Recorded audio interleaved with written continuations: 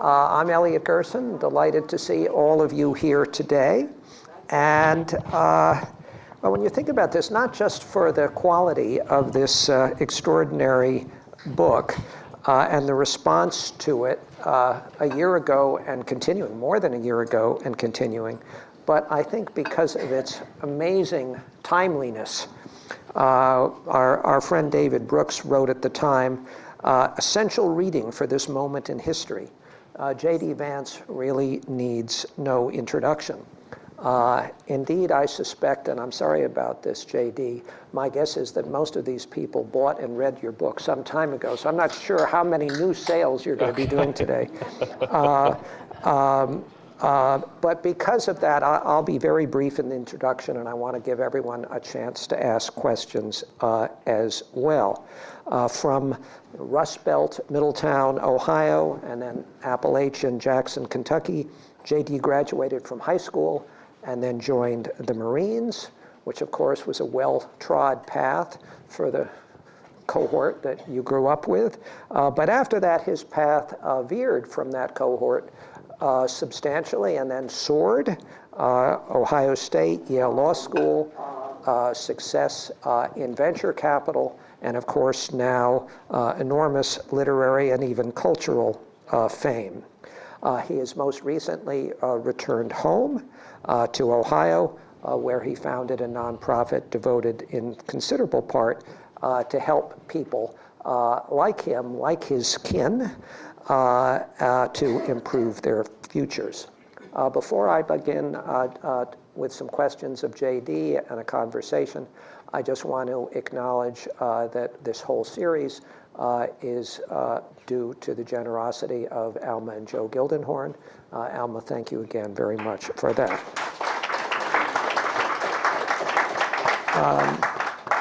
So, welcome. Thank you. I think this is your first time at a general Aspen Institute event. I think Ida Rademacher had you at a program that we have dealing with financial security. Yep. We've asked you to the Ideas Festival. I can officially ask you again, hoping very much your schedule will allow it. I think last summer you were just back in Ohio and had just had a baby, I think. That's right, yeah. So congratulations for that as well.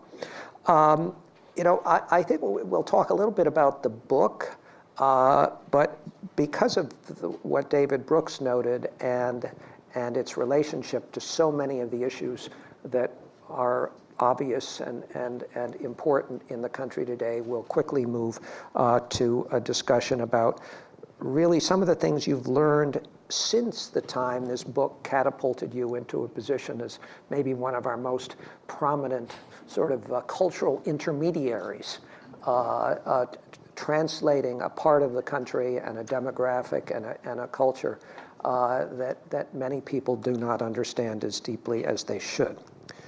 So in the first instance, this book is a very, very deeply personal story. So Sure. I'd like to start just by asking you really, why you wrote it. As we were saying earlier, I too went to Yale Law School. I hope it was not because that you felt misunderstood or worse at Yale Law School. But what inspired you to bring back all of these memories and share them with the public? Sure. Well, thanks of course for having me. I should say it's great to be here.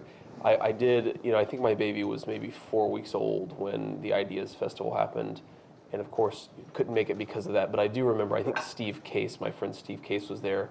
And I saw some of the photos that he had posted on social media. And I thought to myself, when the baby was 4 weeks old and of course not sleeping especially well, that I really wish I'd accepted the invitation and gone to Ideas and left my wife to deal with him for a few days. But ultimately probably good in many ways that I didn't do that. But great to be here. And why I wrote the book, really started as an investigation into the sort of broadly speaking, why I felt like a cultural outsider at Yale Law School. I wouldn't say that I felt worse there. Certainly thought I got a good education and made a lot of good friends. But I did feel like there was this hidden pathway, this way of navigating the world that was completely foreign and utterly alien to me. And it hit me that the flip side of that fact, that if I felt like such a cultural outsider in a place like this, then maybe there weren't too many kids from my background who were making it to places like Yale Law School. And if that was true, if there were so many kids who were like me, who weren't making it to places like that, then I thought that maybe affected something pretty, or implicated something pretty important about the American dream, this idea that no matter where you came from or who your family was, that you can through sheer hard work and determination, achieve your American dream. So I wanted to investigate that. I wanted to understand why it was that there were so few kids coming from backgrounds like mine who were able to climb the socioeconomic ladder, and at a more personal level, why it was that these institutions seemed so culturally foreign. And that was what motivated me to write the book. And the more that I thought about it, the more that I read about it, the more that I did the research that you have to do, the more I thought that many of the insights that I had were that I could humanize these problems. A lot of smart folks, I mentioned Charles Murray and Bill Wilson and Raj Chetty in the book, a lot of people had written about these problems and tried to understand them in very analytical and data-driven ways, and of course that's incredibly important. But I hadn't seen anybody write about these problems from the inside, writing about them not because they were just curious about them, but also because they knew them in a very personal and intimate way. And I thought that could be the contribution that I could make, that I would give it a backdrop of economic and sociological data, but make it ultimately primarily about my family and my community. Now, of course, I didn't anticipate, or I didn't like making it so personal. When I first started writing the book, what I told myself is that it would be 80% social commentary and 20% memoir. And by the end of the book, it was probably flipped, or maybe 30% social commentary and 70% memoir. That was really hard. I mean, that was an evolutionary process where each revision I would make it a little bit more personal. I felt sometimes probably like my wife and my editor and my agent and sort of everybody who was tasked with reading the book felt like they were maybe pulling teeth and trying to get me to open up a little bit more. But at the end of the day, I'm glad I did that, because I think it accomplished what I wanted it to accomplish, which is even if you ultimately disagree with me or disagree with pieces of the book, I do think that most people who have read it have picked it up and learned something in a very personal, human way about these problems. And of course, far more people read the book than some of the others that you quote in the book, and the sociologists who write about these things. Let's talk a little bit about that process. What was it like? How did you collect all of these stories, all the childhood stories? Sure. Did you remember them all? Did you go back? Did you talk to your family? Did you talk to your friends? Did they remind you of things that happened? Sure. And also, what was the reaction of your family and friends to this? I mean, this is a brutally candid book. Of course. And many of those described are not described in the most flattering ways. Sure. Yeah, so one thing I tried to do from the very beginning, because I knew that I wanted to be candid and honest about these things, is that I tried to make my family part of the writing process. And so I did interview a lot of family members. I definitely tried to make them feel like it was sort of our book, because it was, because especially the memories before I was born, I obviously have no recollection of that. And even the stuff after I was born, it's obviously important, I think, to get different perspectives and to recognize that the memory of a 6-year-old kid going through a very traumatic moment is not necessarily the whole story, and that my sister had her perspective, and my aunt and my mom and all these different people. So I definitely tried to make it as much as possible a family story and not purely an individual story, though obviously me and maybe my mama are the central characters. But it was important for me, at least personally, to feel like I was giving these folks a voice, because it was ultimately going to be how many ever people read it, and I didn't think it would be that many. It was going to be out there, and I wanted folks to feel like it wasn't it wasn't sort of stolen from them, that they had some part in the process. And I think that was largely true. Nobody was surprised by what was in the book. I had my family read every copy of the draft. They were thinking about it and commenting on it as it was happening. I tried to interview them as a journalist might, though I certainly don't have the skills or the abilities of a journalist. But how they felt is a question I've reflected on probably more in the past 3 to 6 months than I did when the book first came out, because I think it's probably a lot different, right? It was really easy for my aunt and my sister and my uncle to be so open about these things because we didn't think anybody would read it. and I often wonder if I had told them that, the 10,000 copies that we initially did on the first print run, that many more people would buy the book, and that it would be, like you said, it would be part of the broader conversation. I do wonder if either me or if some of the other people that I wrote about would have said, whoa, I don't know that I want all that stuff to be out there. My sense is that the person who was most protective of the family story and was most sensitive to the idea of airing the dirty laundry was my Uncle Jimmy, who was my mom's older brother. I think, obviously my mom was sensitive just because there's sort of a lot of intense family and personal stories in there. But by and large, I've avoided any real backlash. I think the worst thing that anybody has said to me is, I really wish you had kept this stuff private, or maybe I wouldn't have told you that story if I'd known that 1 million people would read the book.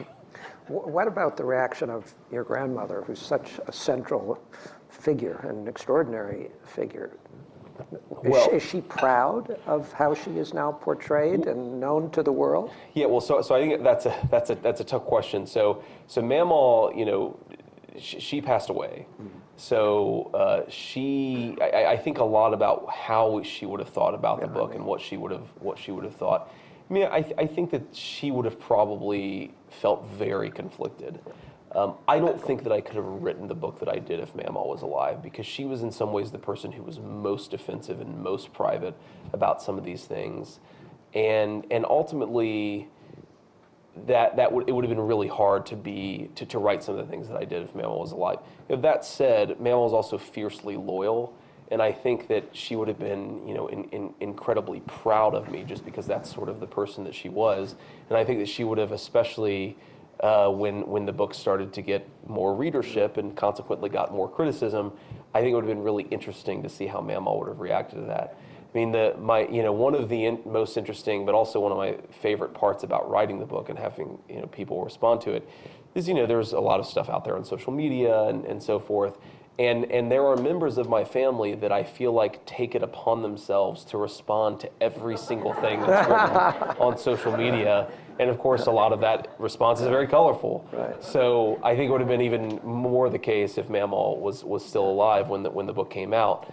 But really hard to sort of play that in reverse, because I really don't know how she would have reacted to the book, knowing that so many people would be reading about her. I will say, I thought a lot to myself. I really wish that Mamaw was around to do a live interview on like CNN or Fox News. Right? I mean, she would just be an incredible. I mean, that would go viral in an instant. Well, obviously, I had forgotten, like many. I read it a year ago, but I still remember so many of those stories about her, and I wish, and I think she would be very, very proud and enjoying the spotlight. So, you talk in here about something you called learned helplessness. Sure. And let me put it this way: how did you unlearn it? How did you unlearn that helplessness? And how important was she? How important were the Marines? How much could you have done just by lifting your own bootstraps? Sure. Well, I don't know that I've completely unlearned it to this day. I do think that it's very much an iterative process. And the way that I think about this is that if the learned helplessness bucket for me was 90% full around the time that I graduated, then over the next 13, 14 years, a lot of different people sort of took some out of the bucket and made it a little bit less full. But I still to this day feel a little bit precarious in my present life. There are times when I sort of look out at a crowd like this, or have a conversation, or just think about the book and think to myself, when am I going to wake up? When is this situation? When is everything going to when is the great disaster going to eventually materialize? Because at a certain level, I am so internalized the idea that things aren't necessarily going to work out for me, and they're not necessarily going to work out for my family, that I don't think I'll ever completely break away from it. But certainly was able to break away from it enough to have had some measure of good fortune and good opportunity. And I think that the person who deserves the most credit is certainly Mamaw. She was stubborn in the face of disadvantage that even I have really no appreciation for. Stubborn about the idea that any individual could make something of themselves. That you could look and stare disadvantage in the face. You could recognize that your life wasn't fair relative to other people's, but she was really, really insistent that I not completely give up on myself. Yes, accept that life is unfair, but even still, don't give up on yourself. And I think that's just a really important lesson. That's one of the lessons that I sort of try to impart in the book. And I think that it was a really powerful thing for me to hear that this woman who had grown up in sort of starvation level poverty, who hadn't graduated from high school, who really didn't have a chance in a fundamental way, that she still believed in agency in this way. And I think that was just a really important part of the lesson that she taught me.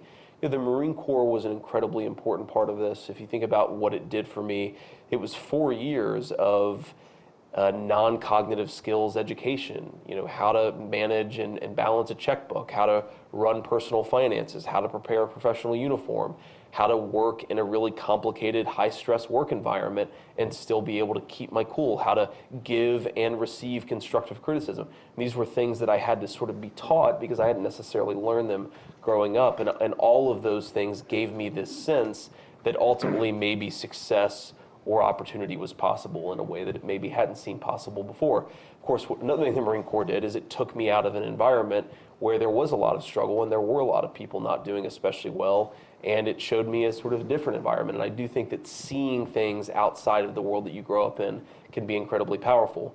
But I think it's we could talk for the entire conversation about all of these variables because the way that I frame it is that it's not that I pulled myself up by my bootstraps. I think that would be a remarkably simplistic way of looking at my life and what made it possible. It was that 40 or 50 different variables had to go right, and those variables are as big as somebody like Memoir, who really decided to take over my life when things were really falling apart, to things like a mentor that I encountered at Yale Law School who made sure that I had some guidance in how to navigate this really scary world. And I really do think that if you take any of those variables away from my life, that maybe things don't go well for me. Maybe I do end up succumbing to some of the things that I grew up around. And I think about that quite a bit. But the way that I frame it is that when we think about disadvantage in this country, we very often want to think that there's a magic bullet or that anybody, no matter how disadvantaged their circumstances are, they can just make it through sheer hard work and determination. And I think a better framing is that these social and environmental factors are really powerful. And if you want to give more kids like me more opportunities, you ought to think about how to place people like Memoir or people like the mentors that I had, how to place them in front of more kids' pathways. And we'll come back to that. I mean, the two subtitles, it's a family in crisis and a culture in crisis. Sure. And your book has become a cultural phenomenon.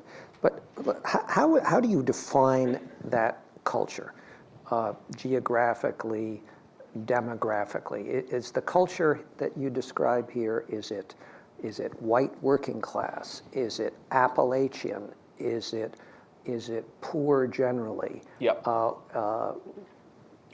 Yeah, so this is something that I'm going to give an unsatisfactory answer to because I think that there is an unsatisfactory answer. And what I mean by that is if we tried to define, let's just take something that I'm clearly not writing about. If we tried to define black culture, I think that all of us would agree, no matter where we come from, that there is a thing that is unique to black Americans. But we would also agree that it's amorphous and that different black Americans might define it differently, and certainly different white Americans might define it differently. But that doesn't mean that there isn't a thing such as, that there isn't a black culture. That just means it's amorphous and really, really hard to define. And that's sort of how I think about the term culture that I'm trying to define. What I'm trying to say is that I do think that there's something unique to folks who have either a direct geographic connection or maybe just a multi-generational connection to the Appalachian Mountains, right? And whether we call it hillbilly or whether we call it white working class with a geographic flavor, like however we're going to define it, there is something unique about the white working class Americans who came from this region of the country. We see it in their life outcomes, we see it in their voting patterns, we see it in the economic lifestyles that they have, we see it in the jobs that they're working in. But I will be the first to admit that if I tried to give you a definition of hillbilly culture, let's say, that you could ask another person who grew up in very similar circumstances who would give an answer, and I suspect it would overlap in a lot of ways, but I also suspect that there would be very real differences. But I also think that just with the earlier example, that doesn't mean that we shouldn't try to understand what's unique about this group and what's driving some of their life outcomes, because I do think there is something relevant and useful to tease apart. But let me ask about what may not be unique about it, but you talk about black culture, about commonalities. Are there commonalities between poor whites, poor blacks, poor Latinos? Absolutely. And is there a possibility, especially in this terrible partisan divide we have now, to actually imagine a coalition of interests among poor people, Sure. whether they're in an Appalachian town in Kentucky or Tennessee, or in a city and Latino and black? Sure. Yeah, no, I think that there is. So on the overlap question, absolutely. And that is one of the things that I wanted to try to do with the book. And I say this, I think, explicitly in the introduction, is to get people to think about culture in a way that isn't purely racial. I think that we have a tendency, especially when we talk about, the problems of poor communities, and then we layer on top a discussion of culture on top of that. Sometimes what we do is presume that there's like a unique poor black culture that is distinct from other cultures that exist in the country. And I just don't think that's true. And two, I think that talking about those problems as if they're unique to a certain community can actually be bad for that community, but it can also be bad for our broad understanding of what's really driving poverty and inequality and low upward mobility in certain communities in our country. So I've been really gratified, actually, by the number of black Americans who've come up to me and said, basically, this is my story. Whether it's in rural Alabama or the Mississippi Delta or inner city Chicago, this story is very similar to the story that I grew up with. And I think, again, it goes back to this point that there really are commonalities. There are things that are shared across different groups. And I think that we should take some inspiration from it, some recognition that we are sort of in this together, and that there may be common solutions and common ideas that can help solve and address some of these problems. Now, whether that coalition is ever going to appear, political scientists would know better than I do. There are, of course, real barriers, I think, between the groups that make it harder to form and create these political coalitions. I think that in some ways that is a perpetual hope of a lot of folks, is that eventually these poor Americans from different demographic groups are going to recognize how much they have in common and are sort of unified into the same political coalition. I share that hope. I definitely would love to see a broad working class coalition driving our party politics more than whatever it is that we have right now. But I'm also realistic, and I think that there are a lot of reasons to be skeptical about whether that will happen in the next few, 5-10 years. Well, a lot of people, when they look at poverty, look at, on one side, personal and cultural, and the other side, structural. Sure. And I think it's fair to say that many people read your book and think, as you're putting weights on each side of that you put more weight on the personal and the cultural. Sure. And for example, you talk about laziness and how many people are just lazy and they should get out and get a job or work harder to find a job. Sure. And I wonder if you could just talk about that a little bit, because we all see all the time many examples of the working poor. Sure. And many of the poorest people I know work incredibly hard. Of course. They work several jobs. Yep. I think I work pretty hard. A lot of poor people I know work a lot harder than I do. Sure. So how do you regard that and square that and this general question of structural and personal, and how many people are interpreting your book? Yeah, so one of the things I try to do in the book, and I maybe, given some of the responses to it, would have made it more explicit, or maybe would have done things a little bit differently. But I do try to say at the very beginning, a lot of people are worried about the economic issues. A lot of people are worried about the structural issues. A lot of people are worried about better policy and so forth. I worry about those things too, but that's not going to be the focus of the book. Which is to say, these things are real, they matter, if you're concerned about these issues, you need to be concerned about what other folks are writing too. But I'm going to try to understand something a little bit different, which is once these problems happen to a community, once the economy goes south, once government policy really isn't working, how do people respond to it, and how do the problems that sometimes come out of those circumstances become really deeply embedded, and in some cases, I think in my family, multi-generational, right? So I think that in some ways it's impossible to disentangle and totally separate the economic stuff from the personal stuff, from the cultural stuff, because we're all being constantly informed by all these variables, and at the same time, we're all, hopefully being informed and affected by what's going on inside. That's the personal component. That's the individual agency side of it. One interesting piece of this is that I really try to draw a distinction between what's cultural and what we call personal or individual responsibility. I think that partially because of the way that our political leaders talk about these issues, they get collapsed into the same thing. But I think there's a real difference between growing up in an environment where there isn't a lot of work, where you don't see a whole lot of people work, where that learned helplessness starts to become a sort of environmental factor, where you yourself experience childhood trauma, and we of course know now increasingly the effects that childhood trauma has on children's long-term success. I think of that as a cultural problem in the sense that it's not a material issue. It's not purely attributable to the lack of resources, but I don't think of it as a personal responsibility issue too, because I didn't choose to experience some of the things that I saw when I was a kid, and I don't think most, certainly children choose that either. But I also think that we're kidding ourselves if we pretend that if you take a kid who grew up in a very hopeless environment, in a very traumatic and unstable family, and just give that kid more opportunity, that the light switch is going to go off and that all of their problems are going to be fixed. I really think that is what I was trying to push back against. Not that the structure and the economic stuff doesn't matter, but that it is ultimately an incomplete piece of the picture.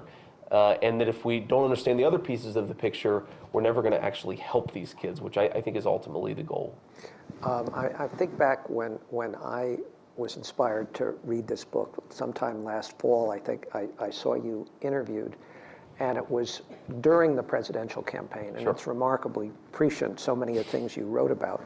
But I remember in that interview you being very confident that Trump would not win. You didn't think there were enough people who were angry as you were describing.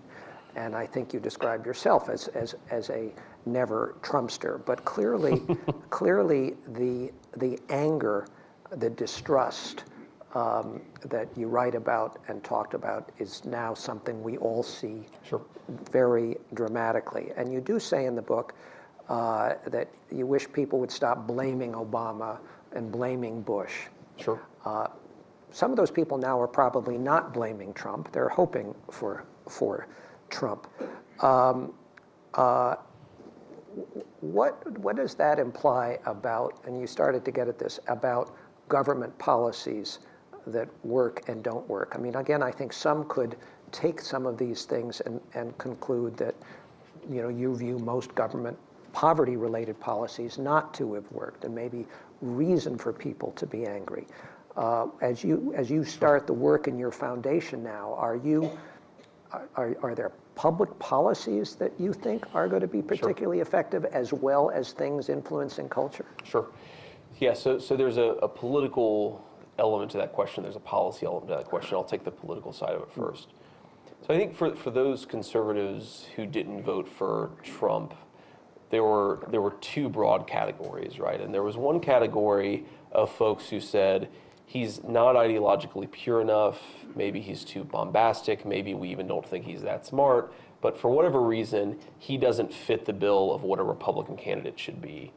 I was not in that category. My argument was I actually thought Trump's fundamental critique of the Republican Party, which is that for too long it's been too much in the service of rich donors and not enough in the service of the working and middle class base of the party, was right.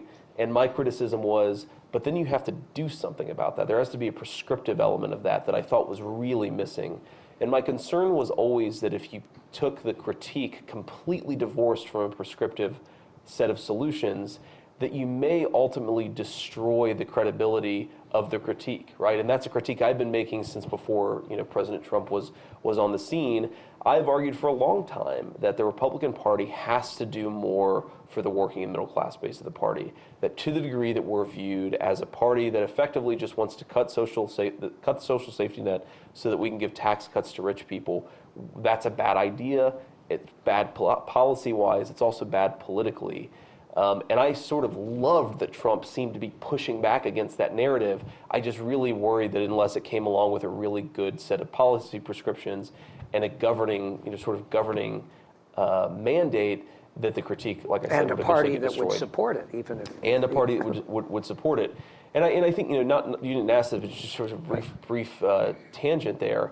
When I think of the criticisms that have been levied against primarily President Trump, which I understand when you're the quarterback of the team, you take a lot of the criticisms. I very often think that they're criticisms that are more true of the Republican leadership in Congress than they are of the president. And I think that's a really significant and important issue that, I think Trump probably gets too much criticism right now, and Republican leaders in Congress don't get enough criticism. Set that to the side. The policy stuff, I am worried that a lot of what we tried in the 60s and 70s in terms of anti-poverty was very effective at making sure that people didn't starve to death or die from very basic medical problems, but it was really bad at promoting class mobility from the lower class to the middle class. So if what you want is subsistence, where folks at the bottom aren't dying and aren't really, really struggling with material deprivation, but they're effectively trapped at the bottom, then I think you should be broadly okay with the American social safety net as it exists right now. But if you want people to actually have a little bit more intermixing of our different classes, you want people to feel like the American dream is accessible to them, and most importantly, you want poor kids to actually have a chance to live their dreams and to not just live subsistence, then I do think that there are real criticisms that you could make of the American social welfare state. And some of that is implicit in the book, some of it's implicit in others, or some of it's explicit in other stuff that I've done. But what would you do? That's a really long conversation. I'll toss out just a few ideas, a few things that I think really matter. The first is that I think that we have to understand, this is becoming conventional wisdom, that the economy's changing. I'm not one of these people who thinks the robots are all coming for our jobs and that we're going to have this sort of automotive-led or automation-led dystopia.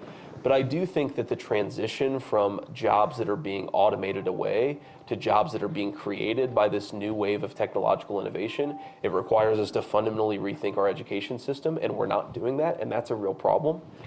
So I think that the sort of classic spade of things, vocational education, technical education, community college training, and so forth, we've got to be thinking about those things. But that to me is just a sort of scratching the surface of a really fundamental rethinking of how we do post-secondary education in the country. You go to this point that you asked me earlier about laziness. I don't know that I think that. Certainly some people are lazy, but I think the biggest problem is not that people are lazy, it's that people have effectively given up hope. People have dropped out of the labor force, and they've been out for, at this point, 8 years, 10 years, some of them even longer. And if we think that the problem that they're facing is that there aren't enough jobs in their communities, that to me is part of the problem. Another big part of the problem is that when you've dropped out of the labor force for 10 years, your skills have atrophied and you've become hopeless about economic opportunity, then it's going to take a lot to get those people re-engaged with the workforce. And I don't think that, frankly, either party is actually talking about what would that look like? What does it really take to get the long-term unemployed back into the labor market in an economy where there's a lot of technological innovation and disruption? That to me is sort of the rub of what a modern, conservative 21st century policy agenda would look like to address the problems I wrote about in the book. Well, let's move from hopelessness to another sentiment that is evident here, and we see it all around us, and that's resentment. Sure. And anger and resentment, particularly against the elites. Sure.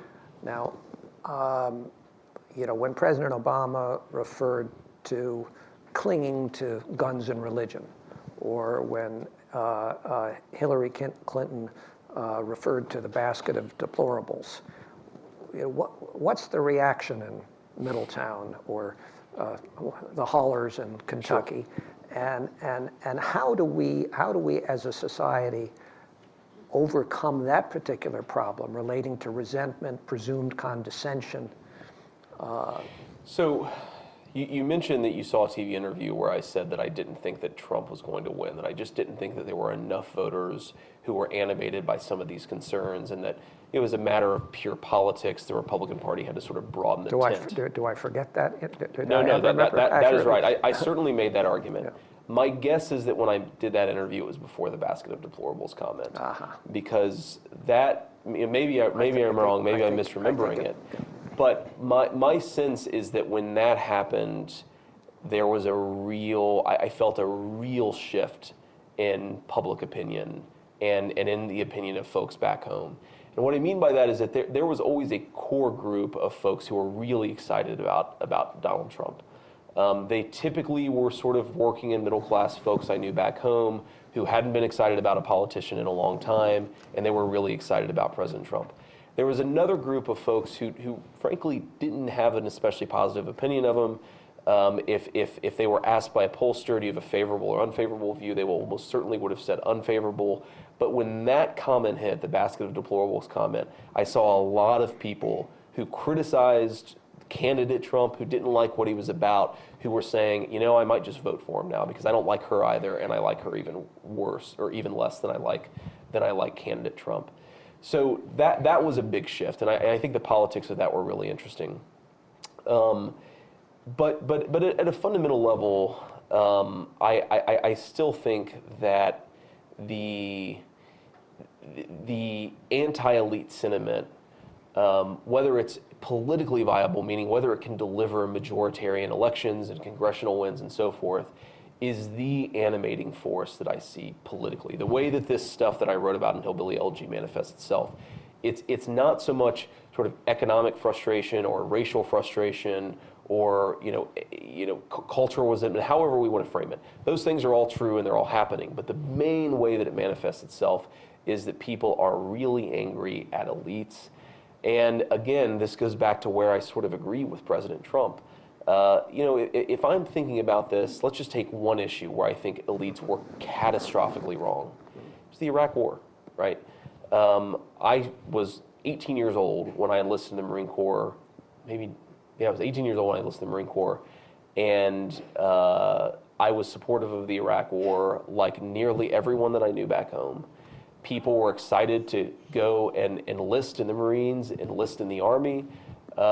If you look at the data, a disproportionate share of the folks fighting in those wars came from communities like mine, and we were gung-ho about it.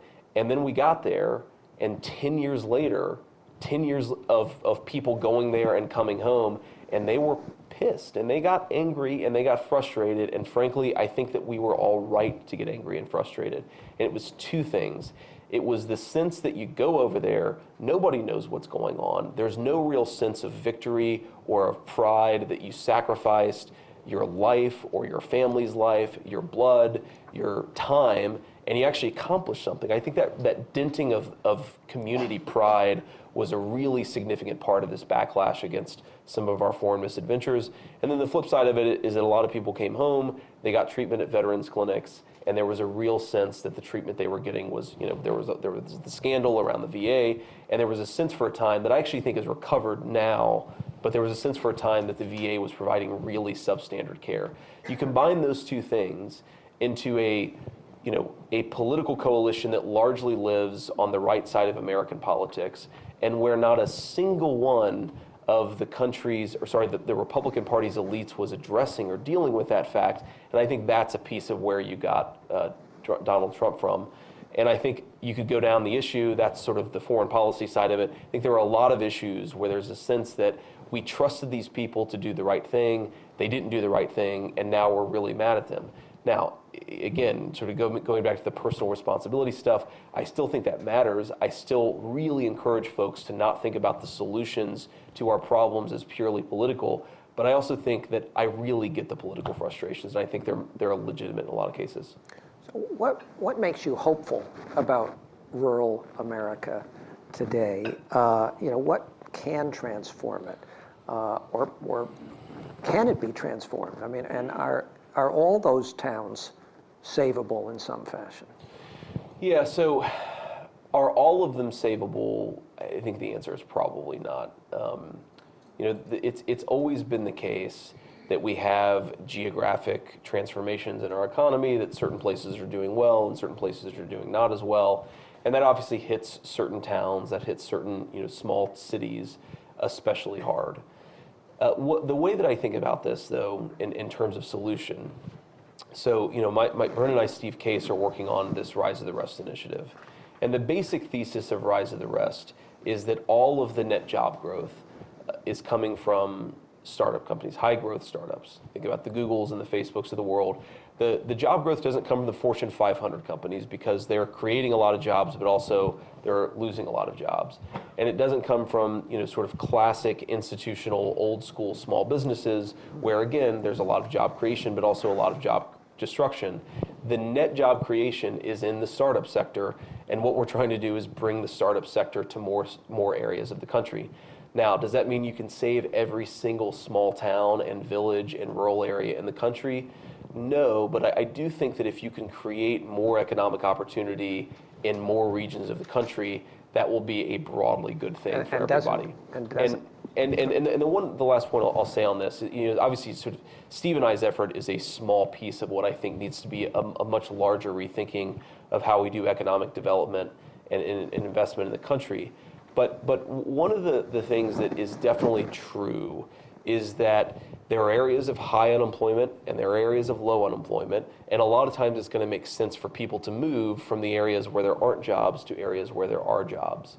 But I also think, and I've been a big proponent of the fact that we have to have more geographic mobility. If you look at the numbers, it suggests that people are staying put even in really jobless areas for longer than maybe they should. But the way that I think about this is that it's different to tell people like my grandparents who grew up in extreme poverty in eastern Kentucky in the 1940s to move to southwestern Ohio. Right? That's a long drive. It's something totally different to tell somebody. Move to Boston. To tell somebody from Huntington, West Virginia, that they have to move to San Francisco. Right. And oh, by the way, a 2-bedroom apartment in San Francisco costs $5,000 a month. Right? So I think that a big piece of this is that we have to recognize that while geographic mobility and dynamism are ultimately good things, if the choice that we're giving people is you have to move 3,000 miles away, as opposed to you have to move 300 miles away, that may be one of the reasons that we're seeing less geographic mobility than we have in the past. And presumably there are also implications for public education. Absolutely. And improving K through 12 education. Sure. The work you and Steve do and to bring startups to these areas require broadband connectivity of Absolutely. a kind that doesn't exist in some of these places. Yeah, there's some broadband connectivity bills actually going through the current Congress that if you look at the evidence, it suggests the economic downstream positive effects from increased broadband connectivity are actually really, really positive. So those are the sorts of things that we should be working on. Another kind of question, then I'm going to open things up.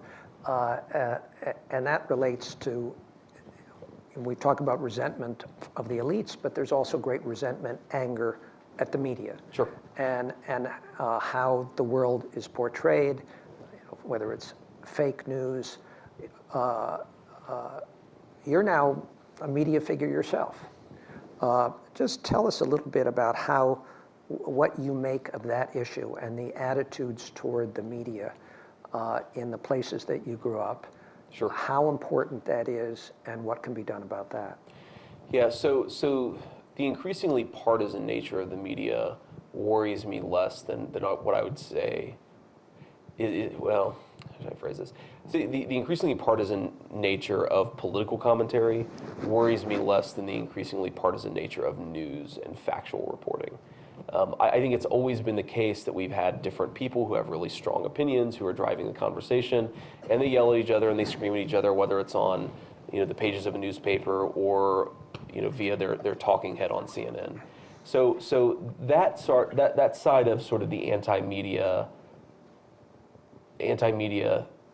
sentiment doesn't bother me as much because, look, I think that people tune out the folks they disagree with. That's probably happened at some level for a very long time in our country. But what does worry me, and I think that this is more a symptom of the broader anti-elite sentiment than it is its own separate thing, is that people do think and feel that they can't trust the arbiters of the truth.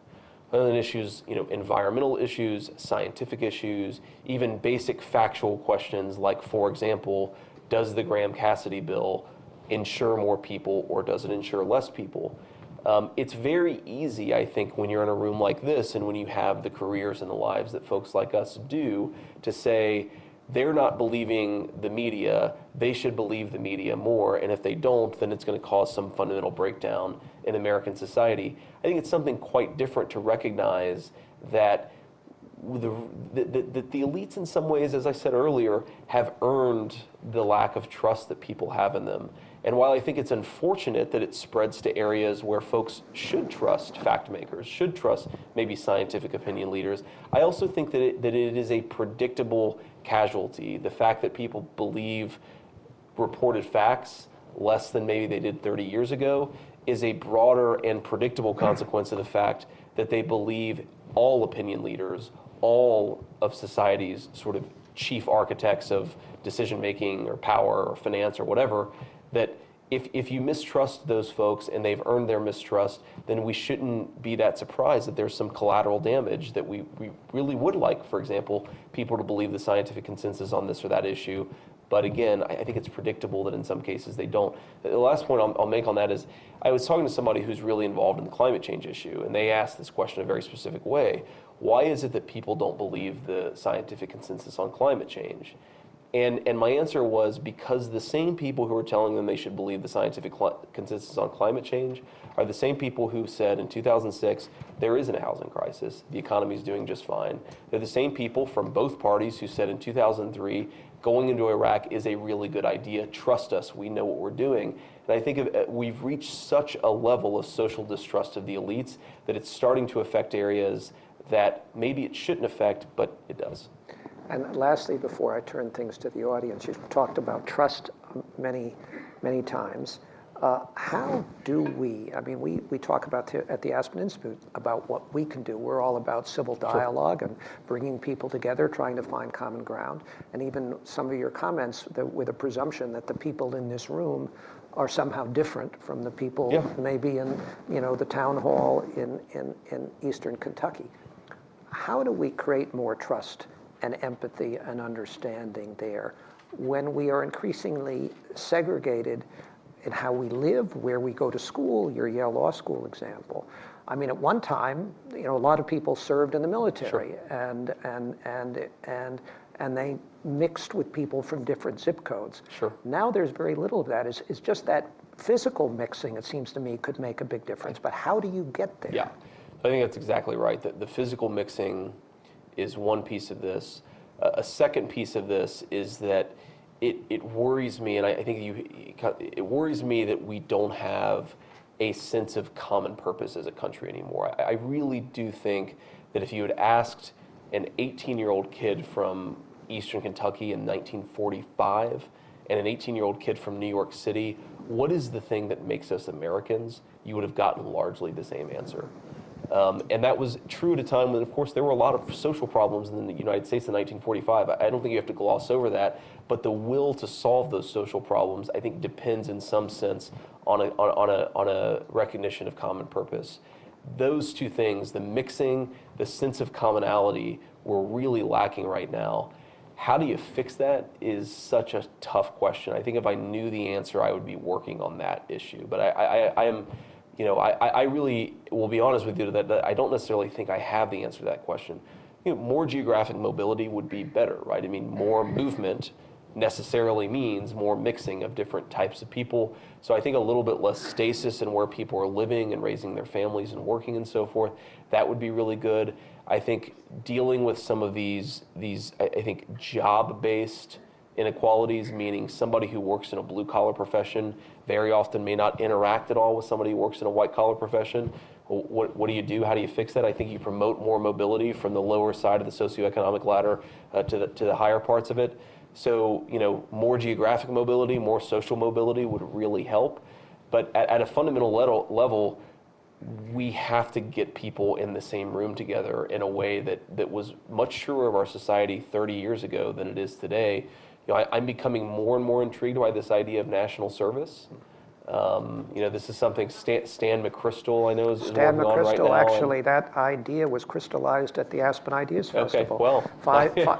five years ago, and we launched something called the Franklin Project, and now it's the Service Year Alliance. I'm proud to be on the board of that, and we actually believe that fundamentally. Yeah. So I'm becoming more and more interested in that. But then again, you asked me how you do it. Is it a national draft? I think that a lot of folks in the military and outside of the military may react very strongly to that. Is it something like AmeriCorps mixed with more broad-based military service?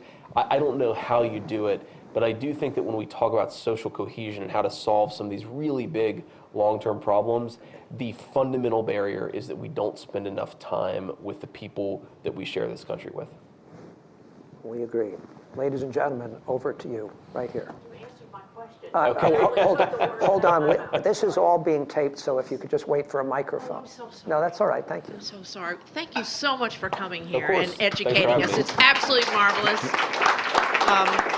I've already declared you an American treasure. My son, truly, my son gave me your book after it had been out for several months, and I read it. It was a real page turner. It meant a lot to me, and I've recommended it to everyone. I'm buying a new copy today to give back to him, signed. But Thank you. national service is something I've been concerned about for a long time, or hoping. I told a friend of mine, son of an Army, who was in the Army, his father was in the Army, he said, oh, well, I think the military might have a problem with that. But if it could be voluntary with a touch of tough love coming from maybe someone as tough as Donald Trump or whatever, whomever you like, I think that would help enormously for people, young people who are in a period of their lives where they don't know what to do. Sure. And when you mentioned that about the Marines, I had no idea the Marines taught you anything about finance, how to balance a checkbook, how to, most important for someone like myself, a grandmother, how to make a constructive argument without offending anybody. I wish I'd learned that at 18. But anyway, the idea of national service, and it seems to be something that could be right up Trump's alley, to help a lot of girls. They'd stay out of trouble they might otherwise get in. Sure. And boys. The other thing, if you don't mind if I ask, have you and Steve Case considered the ideas, is this ridiculous, that something like Amazon in its search for a new locale could be somehow moved to a place that could help Middletown, Ohio. some of these cities or small towns? Thank you so much. Yeah, no, I was at an event not too long ago where I saw Jeff Bezos, and I was wearing a shirt that said Cincinnati across my chest because I was hoping to send a subliminal message to Jeff that if he needs a new Amazon headquarters, come to Southwestern Ohio, come to the Cincinnati metro area, because I think you're absolutely right. You'll start to bridge some of these social divides.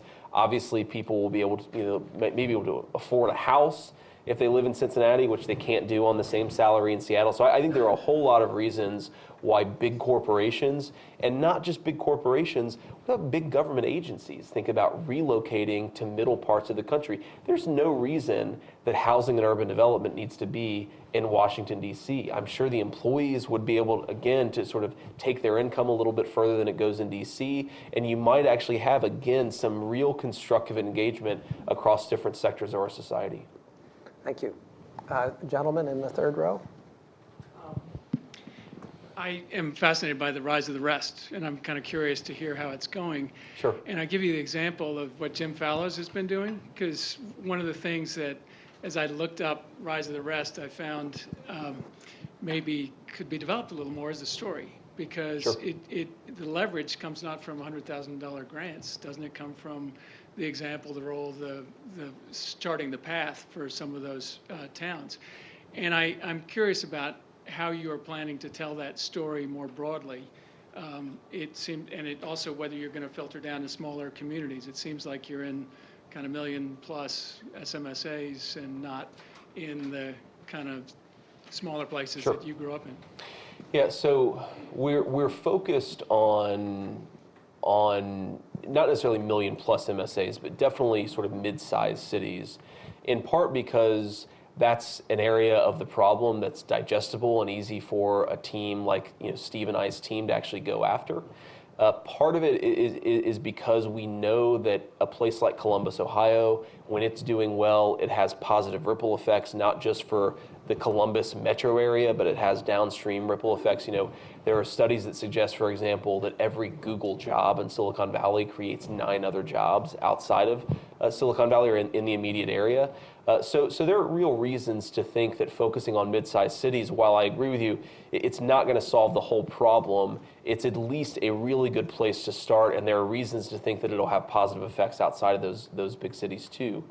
The way that we think about this is that, look, we live in a market economy, and whether you are a socialist or a hyper-libertarian, the simple fact is that we live in a place where you have to show investors, you have to show capitalists and entrepreneurs that they can be successful if they go into a certain area. So one of the things that Steve and I are trying to do is first of all, be really upfront about the fact that we think that what we're doing is going to have a positive social impact. It's going to create jobs where there weren't any, it's going to support entrepreneurs who otherwise wouldn't be able to live out their dreams unless they moved to a big coast. But what we are hoping to show too is that by investing in these areas, that it actually works, that investors make a positive return, that entrepreneurs are able to build successful businesses, because the way that a market economy works in a lot of ways is that when you show that something is underinvested in and underappreciated in, everybody starts to flow in. And so, when I think about the Rise of the Rest effort, while obviously we're investing a relatively small amount, we're not trying to boil the entire ocean, so to speak. What I think, though, is that 10 years from now, if we're successful, it will be not just because we've done well and we've created some jobs in areas that need it, but that we've shown the investor and entrepreneur community that you ought to go into these places. You can make a big difference, and you can also do well by doing good. And that's what I'd like to see. I'd like for the capitalists on Wall Street and Silicon Valley to look at what we're doing 10 years from now and to say, they were right, but they saw it first, and now we're going to follow them in there. Over here. If you could just wait for the microphone.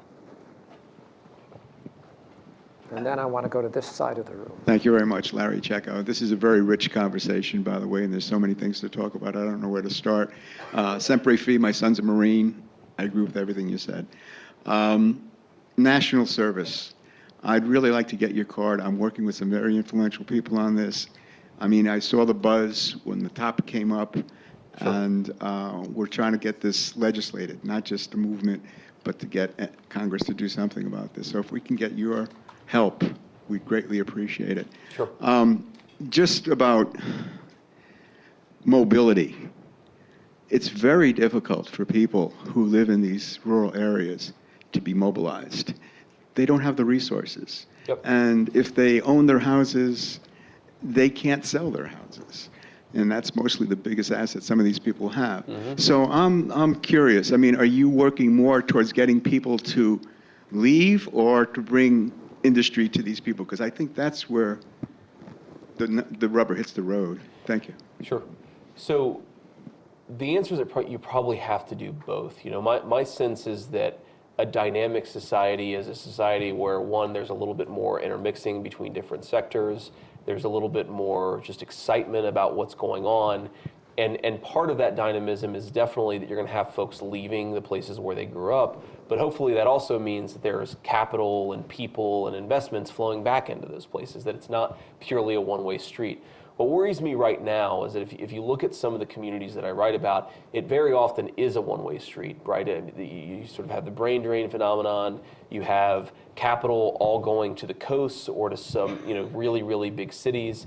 You don't have the investment, and you don't even have the opportunities in places that are a little closer to home for people. And so it becomes this massive one-way street.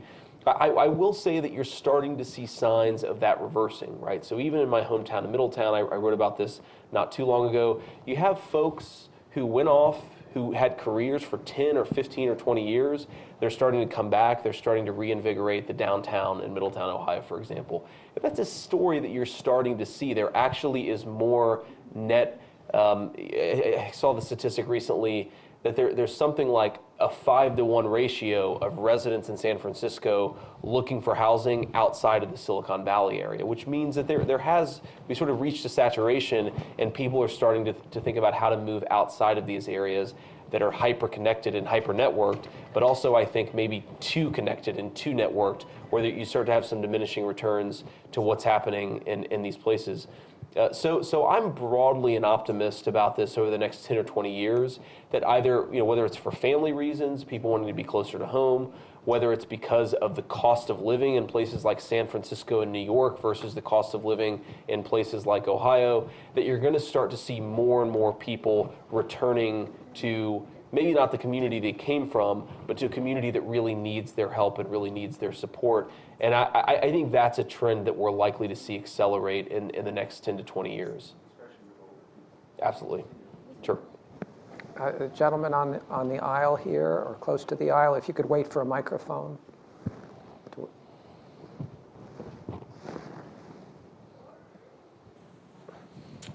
Thank you for your eloquent disquisition on our society and helping us understand ourselves. Your criticism of candidate Trump was about his agenda, that he didn't have an agenda to do. And it's, I think, easy for us to see before us, we have somebody who has studied the problems of society, described them, and is now doing something about them. The challenge we have today, as you've also described, is the lack of trust in our leaders and the inauthenticity of their commentary. It goes from one side to the other. Don't mean to put you on the spot of it. What have you thought about in terms of your own future, in terms of leadership and politics and the ability to be able to walk between the different communities that are so divisive right now? Sure. So I've never hidden from the fact that I think public service is a valuable and honorable thing to do. I worry a little bit that when people talk about politics, and I've frankly fallen prey to doing this myself sometimes in public interviews, and a couple of my politicians friends have called me out, where somebody will ask me if I'm interested in running for office, and I say, do I really give off a used car salesman vibe? But we have in some ways, it goes back to the social trust point, I think we have in some ways become too pessimistic about the possibilities in policy and government and so forth. And so I've tried to, since I got called out about that, tried to be just a little bit more constructive about the fact that there is, I think, real good that you can do in public service and in politics. That said, is it something that I'm interested in doing right now? I mean, look at what's going on in this town. Would you be interested in participating in what's going on right now? But it certainly wouldn't surprise me if years down the road I eventually decide to do something in that arena. That said, I do think that there are ways to contribute and to make a positive difference outside of it, and that's what I'm trying to do with Steve Case. That's what I'm trying to do with this small nonprofit organization that I have that's focused on the Ohio opioid epidemic. And I do, even though I try to push back against the idea that public service is this inherently used car salesman-like profession, not that there's anything wrong with being a used car salesman, I also think that when we talk about solving social problems, I do worry a little bit that folks aren't thinking about, and I mean, especially this is a problem in my generation, folks aren't thinking about going and being a teacher, right? That really ambitious, really successful people that I know, not enough of them have said, I want to go be a high school teacher, I want to go and be a grade school teacher. Some do, but not enough. And I worry a little bit that the really ambitious people that I knew, the really successful people that I knew from law school or from college, they want to go work in an investment bank, or they want to go work on Wall Street, or they want to go work and they want to go run for office themselves. Not that there's anything wrong with those things, but I do try to encourage folks to think about other also constructive ways to help out, and that you can really make a big difference, maybe not for 10,000 people as you can if you're a legislator or a governor, but you can make a really big difference for 10 people at a deep and non-superficial level if you go and live in a community and work in education or work in the nonprofit world or work as a doctor or a nurse. I think that we have a tendency, this is not necessarily the subject of your question, but I think my generation is really screwing this up. And my sense is that we are following the herd a little bit too much. and the herd is telling us to go accomplish as much as possible in terms of fancy credentials and fancy degrees and money, and not enough in terms of making a real difference. And I really do worry about that. I do too. Back here, Alma.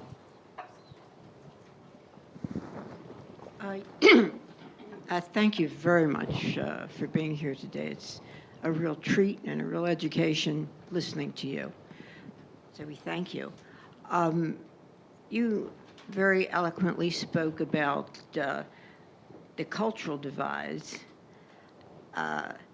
in our country, the Black, Latino, and there's been a tremendous amount of focus on those two communities. It's very interesting that up until now, the people that you talk about are always described as middle America, the working class. Not enough focus has been placed on the people of your communities, and they're all over the country. And how would you say that we really put the spotlight on them? Because there are a lot of outreach programs to the Latino community, to the Black community on a daily basis. We very rarely hear about these disadvantaged, white, hopeless, working communities from your region. Sure. And when I say hopeless, their sense of hopelessness because the future doesn't look that bright to them. Sure. Well, so I think that, one, we are starting to pay attention, I think, if nothing else, because the politics of 2016, that conversation has shifted a little bit. You know, my thinking on that is that, you know, in some ways that's both the blessing and the burden of being in the majority, is that, you know, your sort of problems get described broadly as middle American. So I think that's good in the sense that, or at least, you know, good for the group in the sense that people are focusing on their problems because they're the biggest group, they're the biggest constituency. But I also do think that it tends to allow folks to ignore the real complexities and the real problems, right? That when we talk about middle America, we could be talking about a small business owner who's doing pretty well, but we could also be talking about folks like, you know, those who I grew up with or who are really struggling. So you know, my way of thinking about this is that as a country, we've got to get better about understanding and talking about everybody that's struggling and not doing especially well. I think that it's hard for us because we really care about, you know, I think we care about people and we want to think that everything's okay, because if everything's not okay, then that requires us to do something about it. It requires us to look ourselves in the mirror. It requires us to go and volunteer and help out with communities that are neglected and left behind. And I do think that as a broad matter, we have to realize that what I call the American dream is really in crisis at this moment in time. It's in crisis certainly among the folks I wrote about. It's frankly in crisis among the Black and Latino working class too, and a lot of other folks on top of that. And unless we do something about it, we're going to really lose something that I think is fundamental to our character as a country. And to your point, unless we talk about it, we're never going to actually do something about it. Well, the other, Sure. Just spotlight. Can bring the microphone, please. Yeah, the microphone there. just to follow up, my point is that we're dealing with the Latino community and the Black community as best we can. A lot more has to be done. But there has been complete ignoring of Americans who struggle at the lowest level. And I would encourage you and your colleagues to get that message out there, because I think they need outreach programs just as much. Thank you. Thank you. As a gentleman back here in the middle of the right. Thank you very much. My name is Tom Dine, and I have the good fortune of having grown up 20 miles south of Middletown, Ohio, in a suburb of Cincinnati. I was attracted to your book when it first came out because of the provocative title. Hillbilly, where I was raised and went to school, was something you didn't say. Sure. Particularly in a locker room. Secondly, elegy. that's an elite word. And you combined two, from my perspective, mismatched words that have produced a very creative, not only title, but book. So how did you pick the title, and have you gotten any feedback on that? Oh, sure. Yeah. So I think that, one person really disliked Elegy because he asked, "Are you pronouncing the hillbillies is all dead?" And my response to that was that that's not the only meaning of elegy. Elegy can also mean a sad lament. It doesn't necessarily mean a poem for the dead or some remembrance of the dead. So what I was trying to accomplish with Hillbilly Elegy is really twofold, in the sense that each word has a separate meaning. So one is that my grandparents always told me that hillbilly is something that we're allowed to say to ourselves, but an outsider is never allowed to call us a hillbilly. So there was this insider-outsider dynamic where Mamaw would say, well, we're just a bunch of hillbillies. But if somebody else called her a hillbilly, she would lose her mind. And I thought that was really important because it did capture this way in which Mamaw really loved her family, of course, and really took care of all of us, but always felt a little bit uneasy with the fact that other folks in town looked down on her kind. So I wanted it. So that was one sense of hillbilly. The other hillbilly, of course, is that it is about primarily my two grandparents. I sort of think of it as this extended love letter to my grandparents. And so it means hillbilly in a very specific way, because those are the two hillbillies that really made a difference in my life. And then elegy, going back to, also is just sort of a sad lament, both for the two people who I really miss and I really were important for me, but also for, I think, a broader community that's really struggling. I will say that I really wanted hillbilly to be in the title, and elegy is something that was suggested to me by my friend and my book agent, Tina Bennett, and I really didn't like it at first. I remember I was okay with it because I thought to myself, by the time the book comes out, I'll have changed it. And it just sort of grew on me. It grew on me in part because I started to think about it in that way. And so that's sort of the background and history on the title. We have time for two questions, and Denise and then the woman 2 rows behind.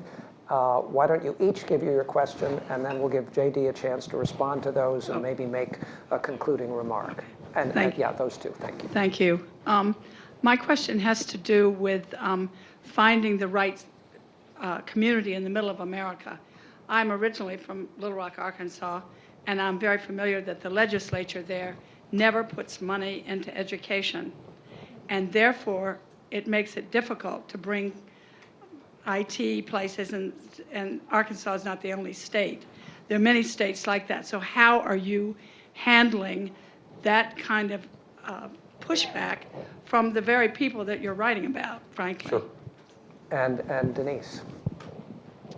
So I am from Puerto Rico, Okay. and I've also been privileged to do work with cities like Cleveland, Detroit, New Orleans. As you know, Puerto Rico is emptying out. There's one thing that I'm concerned about, it's our lack of proximity. We're all asking what can we do? And that's one of the key things that we can do, is try to understand these communities. The only way to do that is to spend time there. Yep. Another thing is, yesterday on Terry Gross, they were reviewing E.J. Dion's new book. And one thing that he said really troubled me in terms of, as all of these places are emptying out, my island is also emptying out, okay? But in the United States, as all of these communities are emptying out, they're going to urban areas that are primarily focused in 15 states. So by the year 20-something, which I can't remember which state he actually gave, the prediction is that, 70% of Americans are going to be, they won't be represented in the Senate. Okay? 70% of the Senate is going to be controlled by 30% of the U.S. population. Sure. And he highlighted that as a peril to true American democracy. So just two of those things. how can we become more in tune with these communities and really get to understand them? Sure. Well, And number two, are we really talking enough in terms to the danger to our U.S. democracy because of what's happening and our communities are emptying out? sure. So the answer about how to understand these problems, I just don't know that there is a substitute other than doing the work and getting there. And we talked a little bit about how tough that is in some cases. It's especially tough for Puerto Rico, and I hope hope family and everything is okay. I know that they're getting slammed by the storm right now. But I think my sense of this is that the most helpful solutions are also the ones that are really, really hard. And I think the most helpful solution in this case is to do the hard work of being proximate to one another. Maybe there are sort of other ways of increasing the mobility and the dynamism. Maybe it's national service. But figuring out how to bring that proximity is really, really important. And yeah, this point about threat to our democracy, I don't want to talk too much out of turn here because I'm not a political scientist and I haven't studied this issue enough, well enough to have a strong opinion. I do think about this in the context a lot of the Democratic Party, and I remember, maybe after Barack Obama won in 2012 or 2008, there was this broad sense among my Democratic friends that the Democratic Party had crossed this demographic threshold in a way that was similar to the one that they had crossed in the 1930s, where they had such a core coalition of voters that they were going to be able to control American government at all levels for the next 20, 30, 40 years. And, how much changes in the matter of a decade. And I think that this is an especially acute problem because one party is so overrepresented in our urban centers, which of course is something that our Constitution just does not reward. Now, I'll let the political scientists talk about whether it should reward it or not, but the simple fact is that if I was a Democrat, I'd be terrified about the fact that Republicans are so dominant among state legislatures and that they're so dominant in the Senate. I mean, Republicans have 52 senators, I think, right now, and my understanding is that in the 2018 congressional elections, I think of the 32 senators that are up for re-election or election, 26 of them are Democratic incumbents. So we're talking about a really transformational shift. And when my Democratic friends ask me, what would you do if you were in our situation? What I tell them is you should move to red states. Again, going back to this point about proximity, that's the only way that I know that if Democrats really want to participate in these areas, if they really want to win back the white working class, I don't think there's a magic bullet. There's no narrative. They've got to get back and live with these folks and be part of their communities and then eventually try to persuade them in the arena of public policy. But I just don't think there's a shortcut to fixing that problem. Whether it's a structural problem in our Constitution, I have no idea. And then the final question, and this is something that I think a lot about, this question of spending money, and very often communities that would benefit the most from public spend are opposed to it.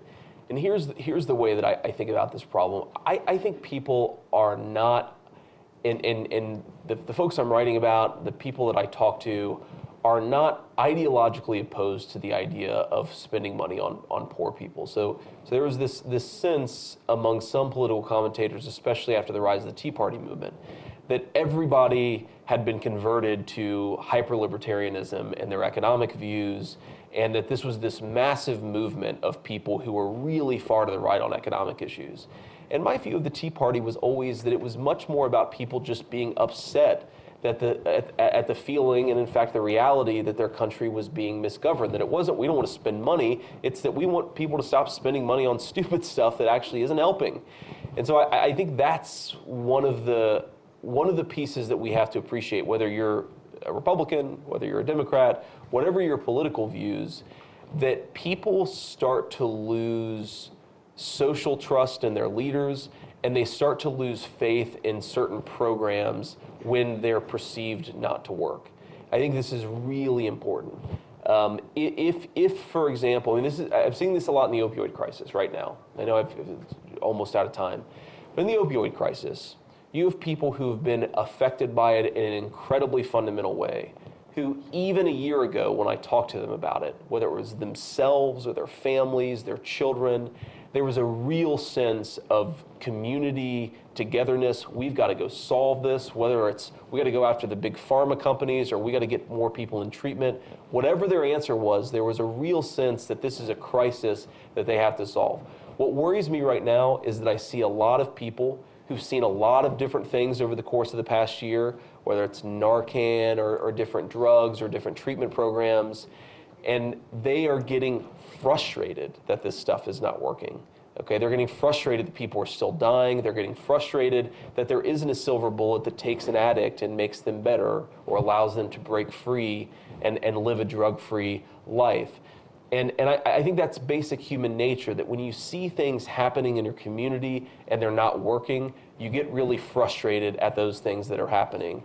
And so my view on this is that people will be open to trying new things and to solving problems in new ways, even if it requires us to spend public money, but they are not going to be okay if we try the same old things that are perceived and in some cases have actually failed. And so that's where I'd encourage people to think about these problems. The last point that I'll make on that, and my sort of closing, is that, you know, having been exposed to the political process in a way that I'd never anticipated in the past year, just because of the book and because I go and talk to staffers and Hill members and so forth about different policy issues, I am struck by something my friend Yuval Levin says, that our politics is remarkably nostalgic, that if you're a Democrat, you pine for the 1960s and the Johnson administration. Your vocabulary for talking about public policy problems is almost entirely driven by the vocabulary that developed in the 1960s.